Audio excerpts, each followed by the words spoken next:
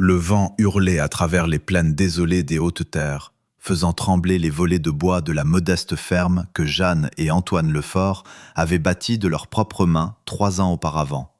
La pluie martelait le toit, une bénédiction rare en cette terre impitoyable qui leur avait pris bien plus qu'elle ne leur avait donné. Jeanne se tenait près de la fenêtre, ses mains calleuses serrant un vieux châle rapiécé autour de ses épaules. À 34 ans, les lignes de son visage racontaient des histoires de privation et de deuil.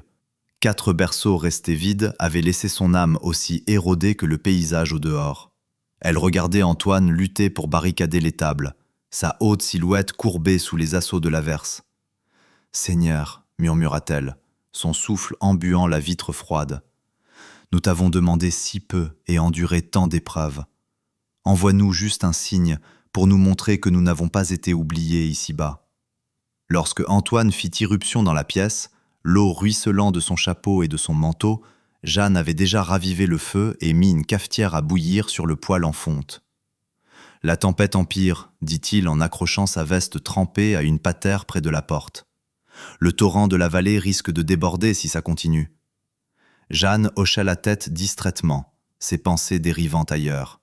« Je repensais à ce que le père Martin a dit dimanche dernier, à propos de la foi mise à l'épreuve. » L'expression d'Antoine s'adoucit, tandis qu'il traversait la pièce pour poser ses mains rugueuses sur les épaules de sa femme. À 40 ans, son visage était tanné par des années de labeur sous un soleil impitoyable, mais ses yeux gardaient encore cette bonté qui l'avait fait tomber amoureuse de lui, là-bas, dans leur Louisiane natale. Notre foi a été éprouvée plus que de raison, Jeanne. Parfois, je me demande si nous n'avons pas été testés plus durement que Job lui-même. Il tenta une ébauche de sourire qui n'atteignit pas tout à fait son regard.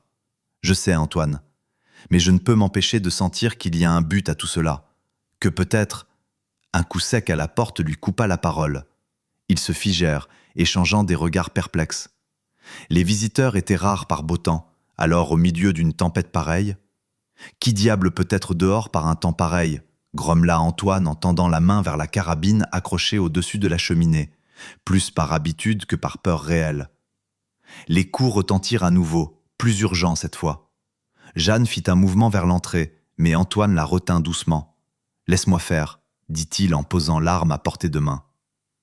Lorsqu'il ouvrit la porte, le vent hurlant faillit l'arracher de sa prise. Au début, il ne vit rien d'autre que les ténèbres et la pluie battante. Puis, son regard s'abaissa, et il se retrouva face à une petite silhouette recroquevillée contre le chambranle. C'était une enfant, une fillette de 7 ou 8 ans tout au plus. Ses cheveux noirs pendaient en cordes mouillées autour d'un visage maculé de boue et de larmes. Sa robe simple était trempée jusqu'aux os, et elle tremblait violemment de froid et de terreur. Mais ce qui frappa le plus Antoine, ce furent ses yeux.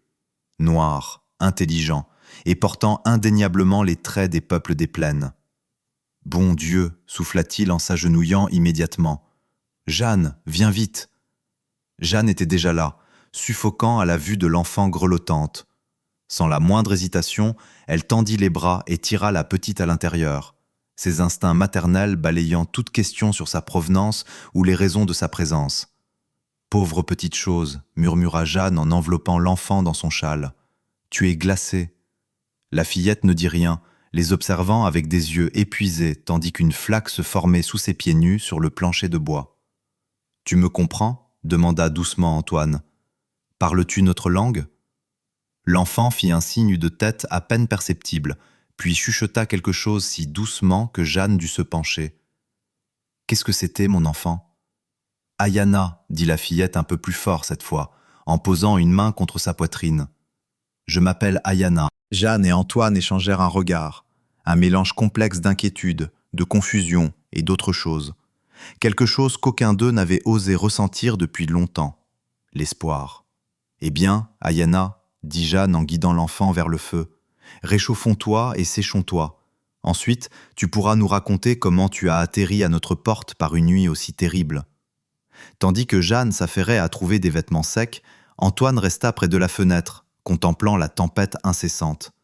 Quelques instants plus tôt, ils remettaient en question leur foi, implorant un signe. Et maintenant, cet enfant, une petite indienne qui plus est, était apparue sur leur seuil comme une réponse tombée du ciel.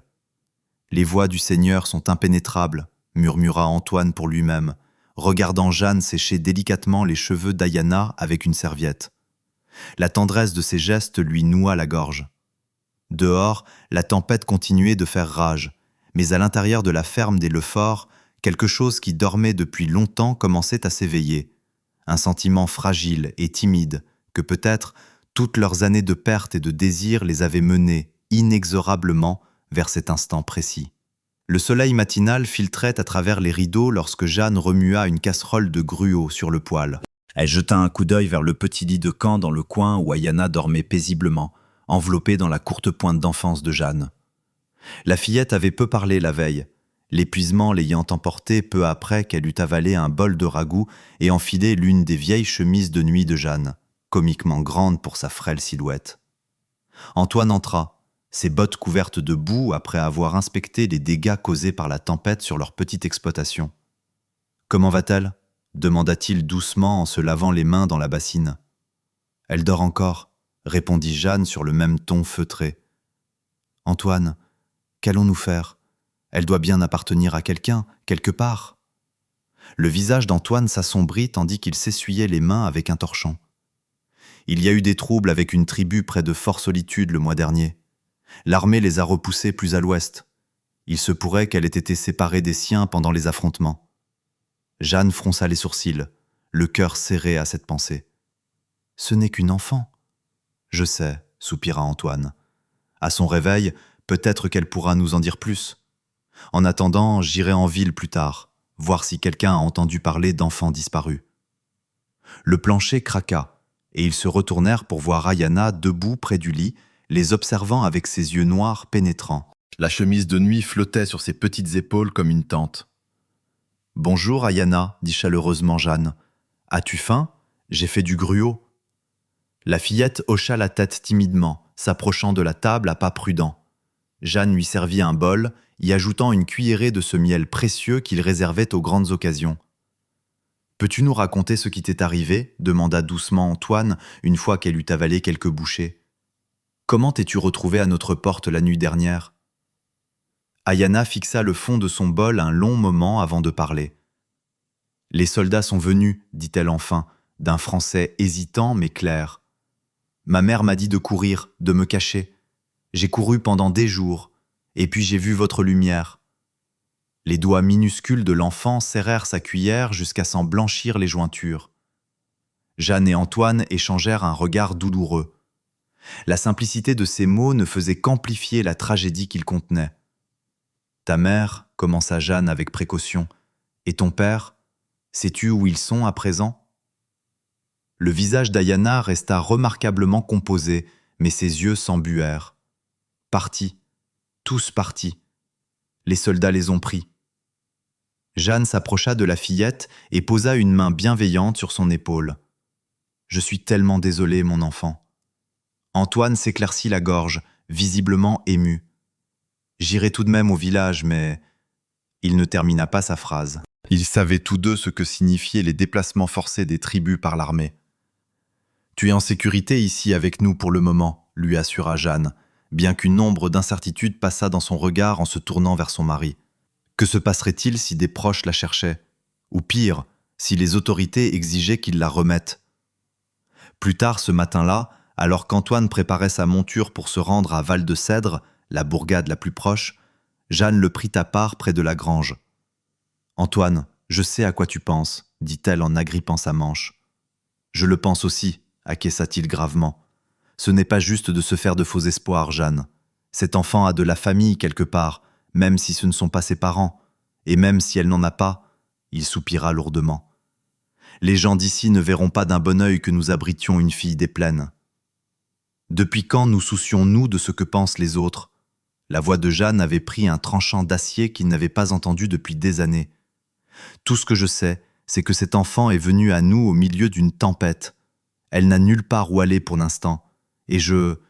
Elle hésita, puis poursuivit plus doucement.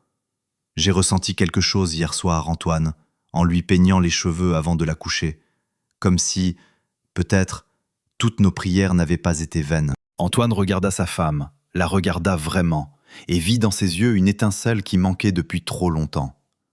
Il prit sa joue dans sa main calleuse. « Je l'ai senti aussi, admit-il. Mais restons prudents. Je vais me renseigner en ville, voir ce que je peux apprendre. Pendant ce temps, faites connaissance toutes les deux. Vois si elle se confie davantage sur ses origines. » Après le départ d'Antoine, Jeanne trouva Ayana assise sur les marches du porche, observant un couple d'alouettes dans la cour.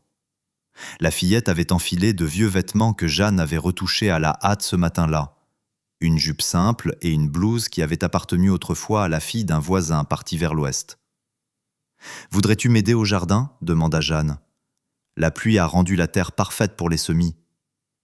Ayana hocha la tête et suivit Jeanne vers le potager derrière la maison. À la surprise de la fermière, l'enfant n'eut besoin que de peu d'instructions. Ses petites mains travaillaient avec dextérité, créant des sillons parfaits pour les graines de haricots. « Tu as déjà fait cela » observa Jeanne. « Avec ma grand-mère » répondit Ayana. « Elle m'a appris les plantes, celles pour manger, celles pour guérir. »« Vraiment » sourit Jeanne. « Peut-être pourras-tu m'apprendre à ton tour ?» Tandis qu'elle travaillait côte à côte sous le soleil réchauffant, Jeanne sentit une paix étrange l'envahir. Elle commença à fredonner un vieux cantique, un air que sa mère chantait en jardinant. Au bout d'un moment, elle remarqua qu'Ayana l'observait intensément. « C'est juste une vieille chanson » expliqua Jeanne. « Ma mère me l'a apprise. C'est joli » dit simplement Ayana. « Veux-tu l'apprendre » La fillette acquiesça, et Jeanne se mit à chanter doucement, verset par verset, Ayana répétant après elle. Leur voix, l'une usée par les années d'épreuve, l'autre claire et juvénile malgré tout ce qu'elle avait vu, se mêlèrent dans l'air pur du matin. Aucune d'elles ne remarqua le retour d'Antoine jusqu'à ce que son ombre s'étende sur le jardin. Jeanne leva les yeux instantanément, lisant les émotions complexes sur le visage de son mari. « Je dois te parler » dit-il calmement. Le cœur de Jeanne se serra tandis qu'elle se relevait, époussetant la terre de ses mains. « Ayana, pourquoi ne continuerais-tu pas à planter ces haricots pendant que je discute avec Antoine ?» La fille hocha la tête, mais ses yeux allèrent de l'un à l'autre, semblant comprendre bien plus qu'il ne le réalisait. Une fois au coin de la maison, Antoine ôta son chapeau, le tournant nerveusement entre ses mains. « Personne n'a signalé la disparition d'une enfant indienne, dit-il. Mais il y a eu une escarmouche il y a 3 semaines, à environ 30 km à l'ouest, dans les contreforts. L'armée contre un petit groupe qui s'était échappé de la réserve. Et, l'encouragea Jeanne, redoutant ses prochains mots. Aucun survivant signalé, Jeanne. Ils ont dit que tout le monde avait été capturé ou tué. Aucune mention d'une enfant en fuite. Il passa une main dans ses cheveux. J'ai parlé au shérif Dumont. Il dit que si elle est vraiment orpheline, ils l'enverront probablement à cette école de la mission, au sud, vers Saint-Michel. Le visage de Jeanne se durcit. Ces endroits, ce ne sont pas des écoles, Antoine, ce sont des prisons pour enfants. Ils leur arrachent tout, leur langue, leurs croyances, jusqu'à leur nom. Je sais, dit lourdement Antoine. Dumont m'a donné 2 semaines pour régler la situation avant qu'il ne soit obligé de faire un rapport au bureau des affaires indiennes. 2 semaines, répéta Jeanne, l'esprit en ébullition. Qu'allons-nous faire ? Antoine regarda vers le jardin où la petite silhouette d'Ayana était penchée sur les rangées de terre fraîchement retournées. Je ne sais pas, admit-il, mais je sais que cette petite fille n'a pas atterri sur notre seuil par hasard. Peut-être est-ce le signe que nous demandions, peut-être pas. Quoi qu'il en soit, nous avons 2 semaines pour trouver une solution. Jeanne suivit son regard, observant Ayana recouvrir soigneusement chaque graine de terre, ses gestes délibérés et concentrés. Quelque chose prenait racine ici, pas seulement dans leur jardin, mais dans leur cœur aussi. Et Jeanne sut, avec une clarté soudaine, qu'elle ferait tout ce qu'il faudrait pour protéger ce cadeau inattendu arrivé avec la tempête. 1 semaine s'était écoulée depuis qu'Ayana avait franchi le seuil de leur porte. La modeste ferme des Lefort s'était métamorphosée par touches subtiles. Des galets colorés alignés sur le rebord de la fenêtre, des fleurs sauvages dans des boîtes de conserve sur la table, et surtout, le son d'un rire d'enfant venant briser le silence familier. Antoine était assis sous le porche, réparant une bride, tandis qu'il observait Jeanne et Ayana étendre le linge sur la corde. La fillette baissait moins sa garde désormais, ses sourires se faisant plus fréquents. Elle suivait Jeanne partout, absorbant chaque tâche domestique avec un intérêt vif. « Elle apprend vite », remarqua Antoine plus tard, alors que lui et Jeanne étaient assis à la table de la cuisine une fois Ayana couchée. Plus vive que bien des adultes de ma connaissance, acquiesça Jeanne, ses doigts occupés à repriser une petite paire de chaussettes qu'elle avait taillées dans l'un de ses vieux châles en laine. Elle connaît toutes sortes de choses sur les plantes et les animaux. Hier, elle m'a montré comment utiliser des racines de saponaire pour faire du savon. Tu imagines ? Antoine observa l'expression animée de sa femme, une chaleur se diffusant dans sa poitrine. Le changement chez Jeanne était remarquable. Ses yeux étaient plus brillants, ses gestes plus assurés. Pour la première fois depuis des années, elle semblait pleinement vivante. « Il nous reste une semaine avant que le shérif Dumont n'attende une réponse, dit-il doucement, détestant devoir assombrir son humeur. Les mains de Jeanne se figèrent. « Je sais. Le père Martin est passé à l'épicerie aujourd'hui pendant que j'y étais. Il a demandé si nous amènerions notre invité à l'office demain. » Les yeux de Jeanne lancèrent un éclair. « Et que lui as-tu répondu ?»« J'ai dit que nous serions là, tous les trois. » Antoine se pencha en avant. « Jeanne, nous ne pouvons pas la cacher. Les gens savent déjà qu'elle est là. Mieux vaut leur faire face la tête haute plutôt que de donner du grain à moudre à leur commérage. » Jeanne soupira, sachant qu'il avait raison. « Et pour après ? As-tu réfléchi à ce que nous devrions faire ?» Antoine resta silencieux un long moment. « J'y pense sans cesse, » finit-il par dire.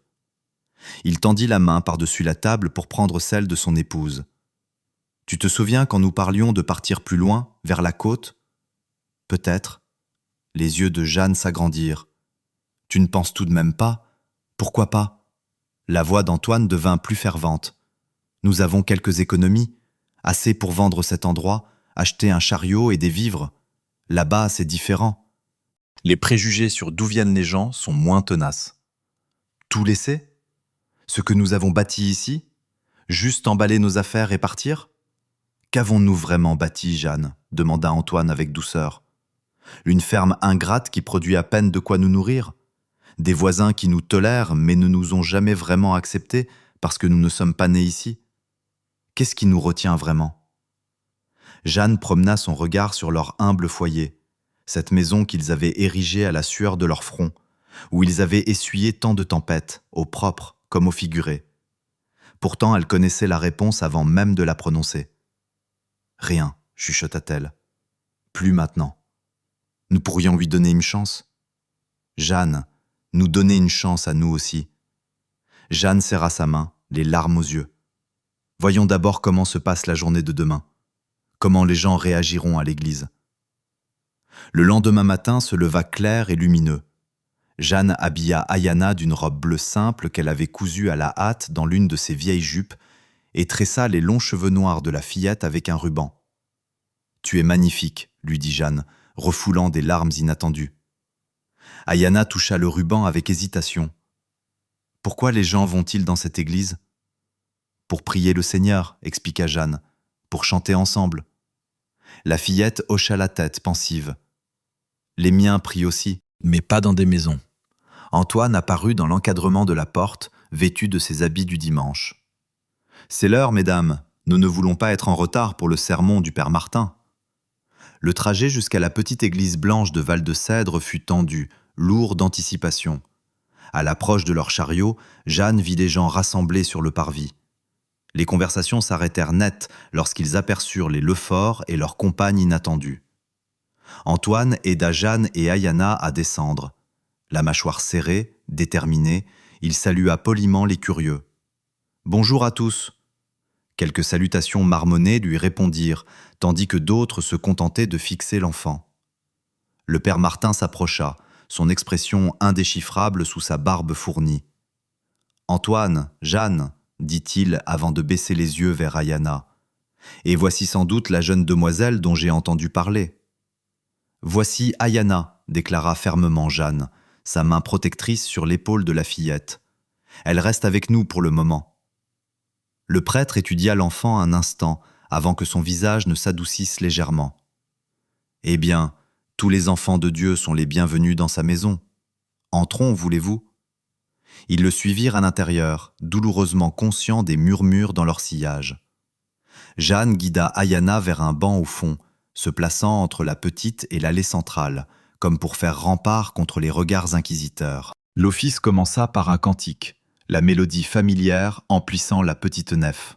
À la surprise de Jeanne, Ayana se mit à chanter doucement à ses côtés. C'était l'hymne que Jeanne lui avait appris dans le jardin. Quelques têtes se tournèrent au son de cette voix claire et pure s'élevant parmi la congrégation. Madame Vasseur, la femme du boucher, assise de l'autre côté de l'allée, se pencha vers son mari pour lui chuchoter quelque chose qui lui fit froncer les sourcils de désapprobation. Lorsque le père Martin entama son sermon, Jeanne se tendit, s'attendant au feu et au soufre. Au lieu de cela, il parla du bon samaritain, de l'aide apportée à l'étranger dans le besoin, quelles que soient ses origines. Jeanne ne put s'empêcher de se demander s'il avait choisi ce sujet spécifiquement pour ce jour.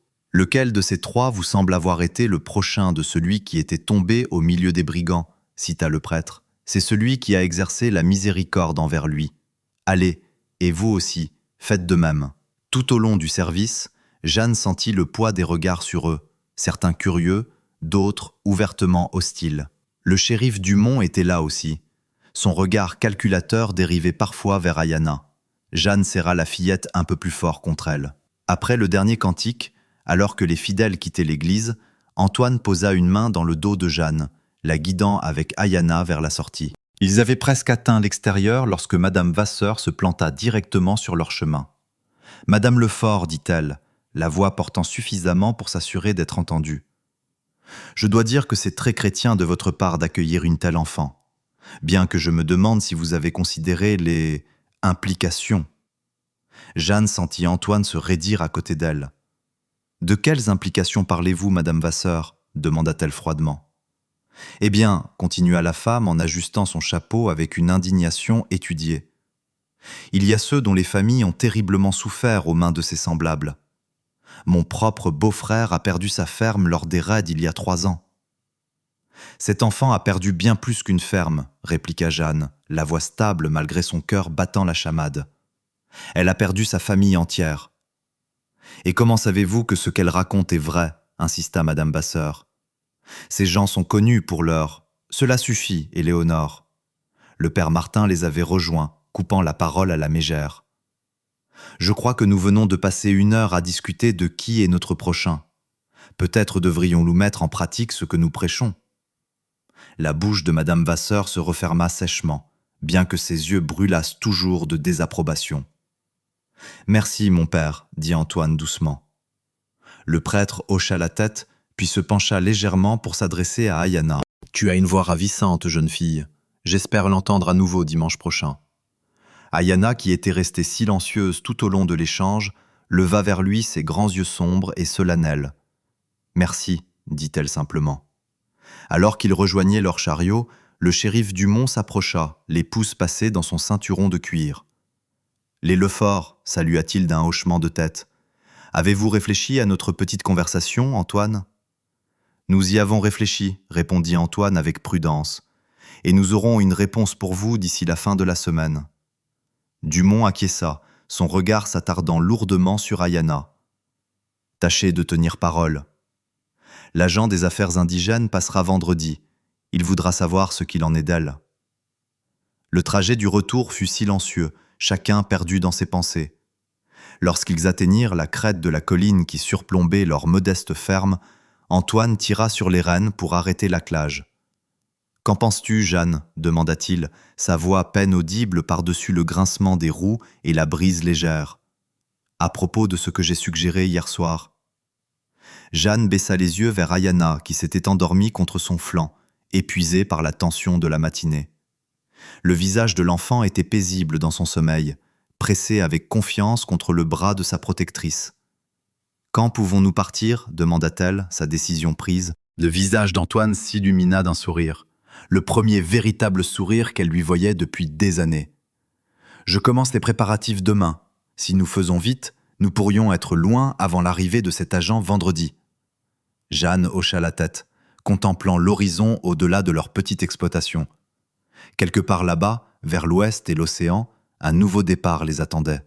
« Alors c'est ce que nous ferons, » dit-elle fermement. « Nous partons vers l'ouest. » L'aube pointait à peine lorsqu'Antoine attela les chevaux à leur chariot fraîchement réparé.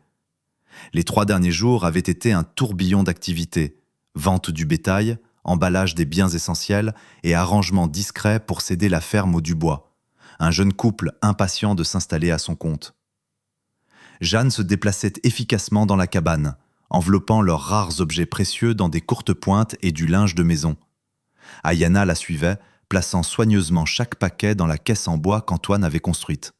« Est-ce que les gens sont en colère parce que nous partons ?» demanda soudain Ayana, sa perspicacité prenant Jeanne au dépourvu. Jeanne s'arrêta, choisissant ses mots avec soin. « Certains pourraient l'être, mais parfois, faire ce qui est juste demande des choix difficiles. »« À cause de moi ?» La voix de la fillette était petite, mais directe. Jeanne s'agenouilla devant elle, prenant les mains d'Ayana dans les siennes.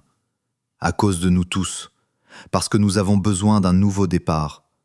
Un endroit où nous pourrons être une famille sans que personne ne nous dise le contraire. » Ayana réfléchit à ces paroles, puis hocha solennellement la tête. Ma grand-mère disait que parfois, le vent doit emporter les graines loin de chez elle pour qu'elles puissent grandir fortes dans une nouvelle terre. Les yeux de Jeanne s'embuèrent. Ta grand-mère était une femme sage. J'aurais aimé la connaître. Elle vous aurait aimé, affirma Ayana avec une certitude désarmante. À la mi-journée, le chariot était chargé. Antoine avait aménagé un double fond dans l'une des sections, créant une cachette au cas où il rencontrerait des problèmes sur la route. Jeanne espérait qu'il n'en aurait pas besoin, mais cette précaution lui apportait un certain réconfort. « Presque prêt », annonça Antoine en fixant les dernières provisions. « Je dois juste aller récupérer notre argent à la banque en ville. Nous partirons dès mon retour. » Jeanne acquiesça, l'anxiété creusant son front. « Sois prudent, Antoine. Si quelqu'un pose des questions, je dirai que nous allons rendre visite à ma cousine à Saint-Marc, l'assura-t-il. Dumont ne revient pas avant demain, et l'agent n'arrivera que vendredi. Personne ne saura rien avant que nous soyons déjà loin. » Après le départ d'Antoine, Jeanne et Ayana continuèrent les préparatifs. Jeanne cuisait du pain de route, tandis qu'Ayana remplissait les tonneaux d'eau au puits. La domesticité de ces tâches masquait l'ampleur de ce qu'il s'apprêtait à entreprendre. « Jeanne !» appela Ayana depuis le porche. « Des cavaliers arrivent !» Le cœur de Jeanne fit un bond dans sa poitrine, et elle se précipita dehors. 3 hommes à cheval approchaient depuis la direction de la ville, et Antoine n'était pas parmi eux. Elle reconnut immédiatement le shérif Dumont, son chapeau distinctif visible même de loin. « Rentre vite !» pressa Jeanne en guidant Ayana vers l'intérieur. « Si on te demande, tu m'aides à faire les bagages pour une visite chez de la parenté, rien de plus. » La fillette hocha la tête, les yeux écarquillés mais résolus. Jeanne lissa son tablier et sortit sur le porche juste au moment où les cavaliers pénétraient dans la cour. Aux côtés de Dumont chevauchait M. Vasseur et un autre homme qu'elle ne reconnaissait pas, probablement l'agent des affaires indigènes, arrivé plus tôt que prévu. « Le bonjour, Madame Lefort », lança Dumont en mettant pied à terre. « J'espère que nous ne dérangeons pas. »« Pas du tout, shérif », répondit Jeanne, s'efforçant de garder une voix stable, bien que je craigne que mon mari ne soit pas là pour le moment. « Nous nous en doutions, » dit Dumont. « On l'a vu en ville il y a moins de 30 minutes. C'est en partie pour cela que nous sommes là. » L'inconnu s'avança, son uniforme impeccable et son expression sévère confirmant les craintes de Jeanne.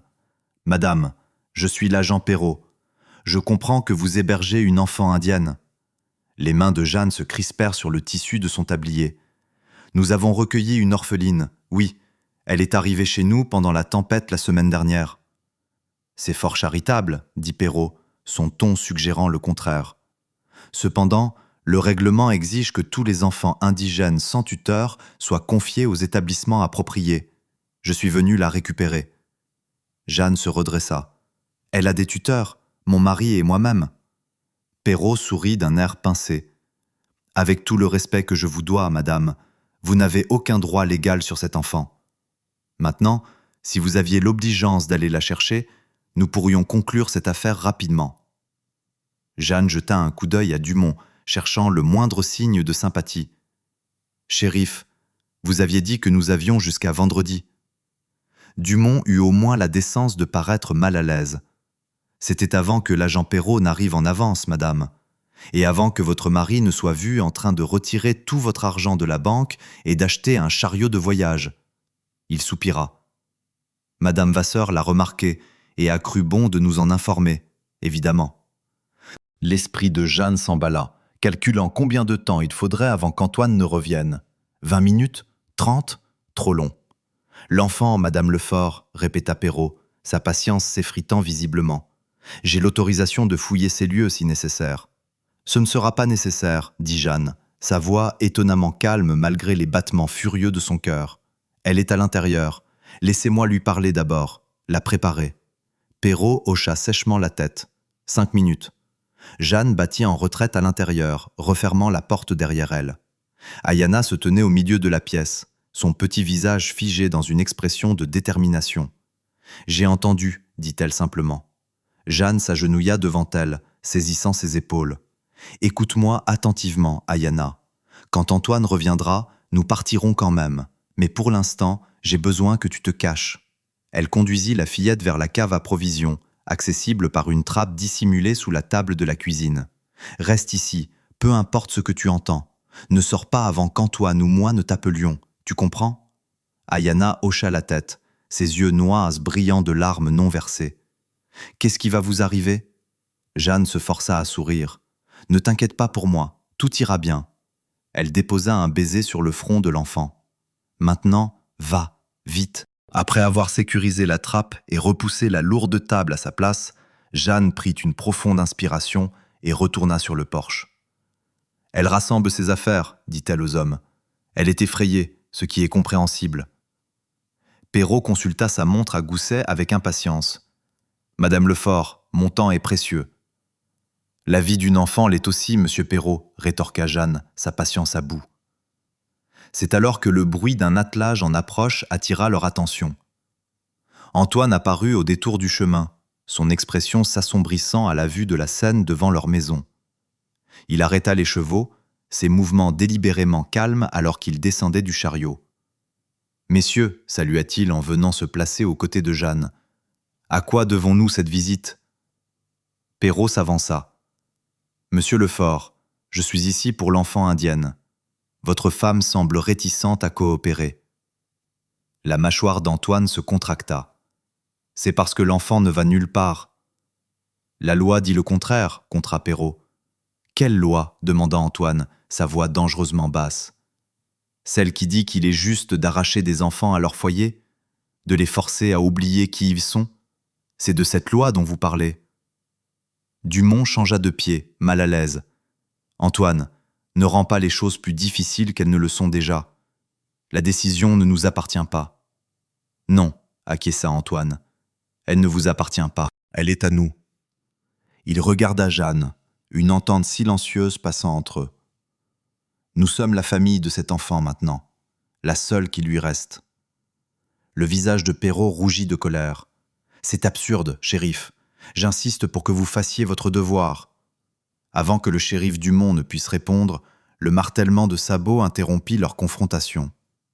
Le père Martin pénétra dans la cour au galop, suivi de près par plusieurs membres de la congrégation, y compris, à la surprise générale, l'époux de la redoutable Madame Vasseur. « Que se passe-t-il ici ?» tonna le prêtre en mettant pied à terre avec une agilité surprenante pour un homme de son âge. « Une affaire d'église, mon père, » répondit Dumont, mal à l'aise. « Il vaudrait mieux que vous retourniez tous au village. »« Je crois au contraire que c'est précisément une affaire d'église, » contra Martin en s'approchant du groupe. « Quand j'ai entendu ce qui se tramait, j'ai pensé qu'un rappel sur la charité chrétienne s'imposait. » Madame Dubois, qui était restée silencieuse jusqu'alors, s'avança d'un pas décidé. « Nous sommes venus aider les Lefort, shérif. Ils nous ont vendu leur ferme, en bonne et due forme. Nous sommes là pour leur faire des adieux convenables. » Jeanne les dévisagea, stupéfaite. Antoine pressa sa main, tout aussi surpris par cet élan de soutien inespéré. Le père Martin s'adressa directement à l'agent Perrault. « Monsieur, je comprends que vous ayez un devoir à accomplir, mais je vous demande de considérer que parfois, une loi supérieure doit prévaloir. Ces braves gens ont ouvert leur cœur et leur foyer à une enfant en détresse. »« Les règlements sont clairs, » insista Perrault, bien qu'avec moins de conviction qu'auparavant. « Les règlements, » railla M. Vasseur, surprenant tout le monde. « Ma femme a peut-être ses opinions, mais j'ai vu de mes propres yeux ce qui arrive aux enfants dans ces pensionnats. Aucun gosse ne mérite ça. Le face-à-face se prolongea pendant plusieurs instants de tension palpable, avant que Dumont ne pousse finalement un profond soupir. « Écoutez, Perrault, je pense que nous devons reconsidérer la chose. Ce sont des gens respectables, estimés de la communauté, dit-il en désignant les villageois rassemblés. Comme vous pouvez le constater. » Perrault passa son regard d'un visage à l'autre, calculant visiblement ses options. C'est hautement irrégulier. La vie, elle est souvent, répondit doucement le père Martin. La question est de savoir si nous choisissons d'être guidés par des règles écrites sur du papier ou par celles inscrites dans nos cœurs. Finalement, les épaules de Perrault s'affaissèrent légèrement. Il me faudra des documents, des papiers d'adoption déposés correctement. Je ne peux pas simplement ignorer mes responsabilités. Nous remplirons tous les papiers nécessaires, promit Antoine avec empressement. Et je veillerai personnellement à ce qu'il le fasse, ajouta le prêtre. Vous avez ma parole d'homme de Dieu. Perrault jeta un dernier coup d'œil au visage déterminé qui l'entourait et hocha sèchement la tête. Très bien. Je reviendrai dans 3 mois pour vérifier que tout est en ordre. Sinon, il laissa la menace en suspens. Alors que l'agent et le shérif s'éloignaient, la tension dans la cour se dissipa peu à peu. Jeanne s'effondra contre Antoine, submergée par le soulagement. « Merci, dit Antoine aux voisins assemblés. Nous ne nous attendions pas à... » « Les voisins veillent les uns sur les autres, dit simplement Madame Dubois, même quand ils sont sur le point de devenir d'anciens voisins. À l'intérieur de la maison, Jeanne se précipita vers la cave, appelant doucement Ayana. La fillette émergea, clignant des yeux dans la lumière, le visage anxieux jusqu'à ce qu'elle voie le sourire de Jeanne. « C'est fini, lui assura Jeanne. Tout va bien se passer maintenant. » Ce soir-là, alors que le soleil se couchait sur les plaines qu'ils allaient bientôt quitter, les Lefort s'assirent sur les marches de leur porche. Antoine, Jeanne et entre eux, Ayana. Le chariot se tenait près dans la cour, chargé pour leur périple vers l'ouest. « Est-ce qu'on part toujours demain ?» demanda Ayana en regardant les premières étoiles percer le ciel qui s'assombrissait. Antoine hocha la tête. « Oui, mais pas parce que nous fuyons. Parce que nous avançons vers quelque chose de meilleur. »« Un nouveau commencement, ajouta Jeanne, passant son bras autour des épaules de l'enfant. Pour nous tous. Ayana s'appuya contre Jeanne, sa petite main trouvant celle, plus large, d'Antoine. « Ma grand-mère disait que les familles ne se font pas seulement par le sang, mais par l'amour. » Jeanne croisa le regard d'Antoine au-dessus de la tête de la fillette, lisant dans ses yeux la même certitude qu'elle ressentait dans son cœur. La tempête qui avait amené cet enfant à leur porte avait lavé des années de douleur et de doute, révélant le chemin qu'ils étaient destinés à suivre depuis toujours. « Ta grand-mère avait raison, dit doucement Antoine, et nous avons beaucoup d'amour à donner. » Alors que la nuit s'installait pleinement autour d'eux, les 3 silhouettes restèrent sur le porche, leurs ombres se fondant en une seule contre la toile de fond étoilée. Une famille forgée non par la naissance, mais par ce genre d'amour qui défie les frontières, vainc les préjugés et transforme les vies. Leur voyage vers l'ouest commencerait avec le soleil du matin, mais leur voyage en tant que famille avait déjà débuté par une nuit d'orage, lorsqu'une petite fille aux yeux noirs avait frappé à leur porte.